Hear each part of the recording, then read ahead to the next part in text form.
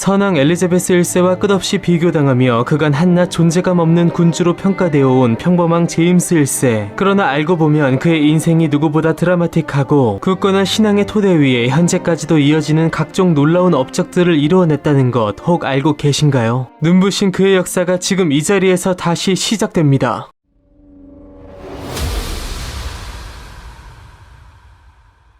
1567년 스코틀랜드의 여왕 메리 스튜어트와 달리경 헨리 스튜어트 사이에서 태어난 제임스는 그의 탄생 직후 아버지가 암살당하고 1년 뒤 그의 어머니마저 폐위되면서 그의 어머니와 비슷하게 고작 1살의 나이로 일국의 왕위에 오르게 됩니다. 그러나 역시나 갓난아기 왕의 직접 통치가 불가능했던 만큼 그의 삼촌 모레이 백작을 비롯한 4명의 귀족들이 잇따라 섭정을 지냈고 카톨릭 신자였던 어머니를 내쫓은 이들의 치하에서 양육된 만큼 제임스는 독실한 개신교 신자로 성장하게 됩니다. 그렇게 일찍이 부모와 이별한 가엾은 신세였음에도 별탈 없이 훌륭히 성장한 제임스는 어머니 메리가 먼 잉글랜드에서 처형된 1587년쯤 22살이 돼서야 비로소 왕으로서 확실한 통치권을 획득하게 됩니다. 사실 기억 속에 전혀 남아있지 않은 어머니 메리의 죽음이 그에게 결코 슬픈 일만은 아니었으니 메리의 죽음과 함께 자녀가 없는 엘리자베스의 후임으로 가장 유력한 왕위 계승권자였던 메리의 아들인 자신이 급부상했기 때문이었습니다. 이후로 16년이 지난 1603년 엘리자베스가 사망하면서 스코틀랜드의 왕 제임스 5세는 동시에 잉글랜드의 왕 제임스 1세가 되어 자신을 매개로 두 나라의 최초의 동군연합을 이루어냈고, 이 당시 제정된 잉글랜드와 스코틀랜드의 국기가 합쳐진 동군연합의 기는 200여 년 뒤 등장할 그레이트 브리튼 연합왕국의 상징 유니언잭의 초석이 됩니다.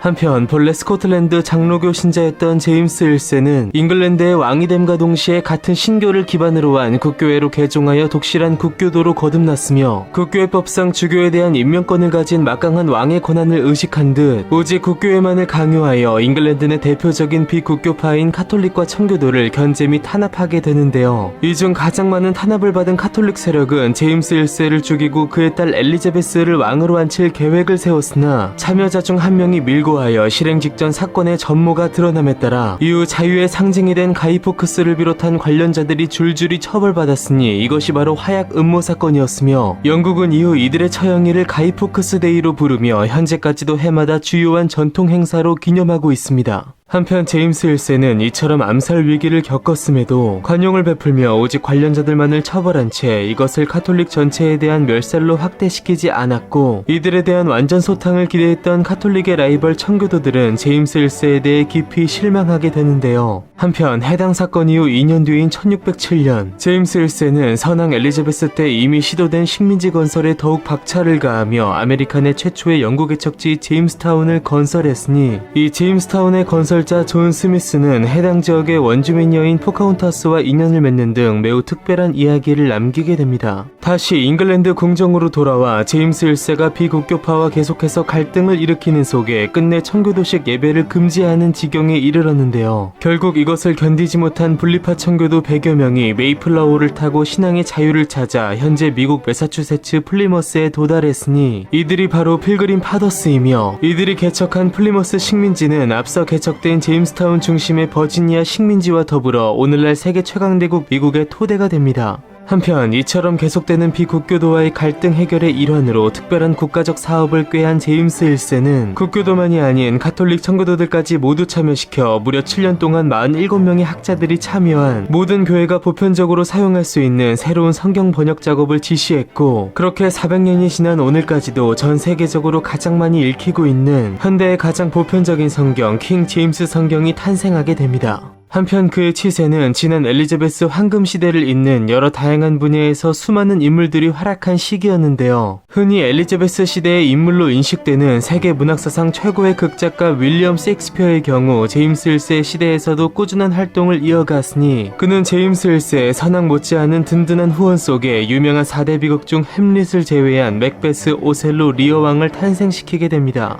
영국 경험주의 철학의 창시자로 불리는 프랜시스 베이컨의 경우 제임스 1세 치하에서 대법관을 지내는 등 승승장구했으나 뇌물수수 사건을 일으키는 등 불미스러운 일을 겪었고, 선왕 엘리자베스 치하에서 활약한 항해가 월터 롤리의 경우 제임스 1세가 즉위하던 해 각종 음모 사건에 휘말리며 오랜 유폐 기간을 거쳐 처형당하게 됩니다. 한편 그 치세에서 항해가 윌리엄 애덤스는 영국 최초로 일본에 도달하여 도쿠가와 이에야스의 총애를 받기도 했으니 그가 후임 쇼군 도쿠가와 히데타다로부터 하사받은 일본식 갑옷은 현재 런던탑에 보관되어 있습니다. 제임스 1세는 생애 말년에 들어서면서 급격히 노쇠함과 동시에 판단력이 흐려졌고 그 총애를 받아 실세가 된 버킹엄 공작 조지 빌리어즈는 늙은 왕을 따돌린 채 찰스 왕세자와 손을 잡고 정사의 대부분을 처리하게 되는데요. 그렇게 생애 마지막 18개월 허수아비 신세가 된 제임스 1세는 몸이 갈수록 쇠약해져 가는 속에 그에게 남은 시간 역시 얼마 남지 않았음을 깨닫게 됩니다.